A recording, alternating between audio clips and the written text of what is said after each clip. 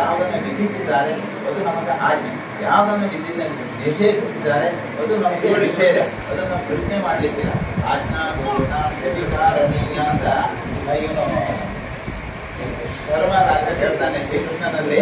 ಆಜ್ಞಾ ಗುರುಣ ವಿಚಾರಣೆ ನಮಗೆ ಗುರುಗಳ ಸುದ್ದಿಯವರು ಹಾಕಿದಂತಹ ನಾವು ಯಾವ ಪ್ರಶ್ನೆಯನ್ನು ಮಾಡಬೇಕು. ಅವನಲ್ಲಿ ಅರ್ಘ್ಯವನ್ನ ಕೊಡುವಾಗ ಯಾರನ್ನು ಬೇಡಬೇಕು ಅಂತ ಹೇಳಿದಾಗ ರಾಜರು ಯಾಗವನ್ನು ಮಾಡಿ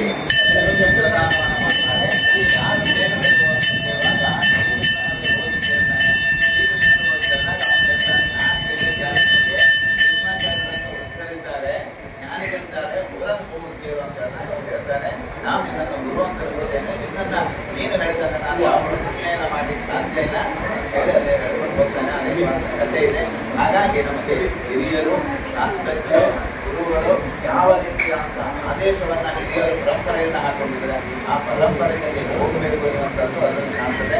ಅದೇ ರೀತಿಯಾಗಿ ಸತ್ಯನಾರಾಯಣ ವ್ರತವನ್ನ ಸ್ತ್ರೀಯರು ಮಾಡಬಹುದು ಅಂತ ಕಲಾವತಿ ಲೀಲಾವತಿ ಸೇರಿಕೊಂಡು ಅವರೇ ಸತ್ಯನಾರಾಯಣ ವ್ರತವನ್ನ ಮಾಡ್ತಾರೆ.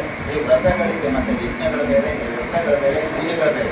ಈ ವ್ರತಗಳನ್ನ ಯಾರು ಸಹ ನಮ್ಮಲ್ಲಿ ಎಷ್ಟು ಜನ ಮಾಡುವುದಿಲ್ಲ. ಸೋಮವಾರ ವ್ರತವನ್ನ ಹೇಳ್ತಿದ್ದೇನೆ, ಉಪವಾಸ ವ್ರತವನ್ನ ಮಾಡಿದ್ರೆ ಎಲ್ಲರೂ ಕಟ್ಟಿದರೆ ಎಲ್ಲರೂ ಮಾಡಲಿಕ್ಕೆ ಅಧಿಕಾರ ಇರ್ತಾರೆ. ಎಲ್ಲರೂ ನಾವು ಮಾಡಿ ಆಗ್ಬೋದು.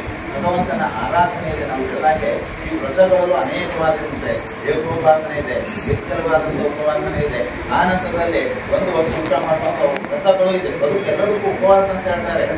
ಅದನ್ನ ಯಾವುದನ್ನ ನಾವು ಆಯ್ಕೆ ಮಾಡ್ತೇವೆ ಶ್ರದ್ಧೆಯಿಂದ ಭಕ್ತಿಯಿಂದ ಮಾಡಬೇಕು.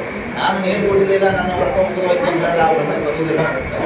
ನಾನು ಭಕ್ತಿ ಎರಡೂ ಊಟ ಮಾಡಿ ಒಂದೇ ಊಟ ಮಾಡಿ ಮಾಡಿದೆ ಅವನು ವ್ರತವನ್ನ ಮಾಡಿದೆ ಭಕ್ತಿಯಿಂದ ಮಾಡಿದ್ರು ಅದು ಉಪವಾಸವೇ. ಆ ನಂತರದಲ್ಲಿ ನಿಶ್ಚಲವಾಗಿ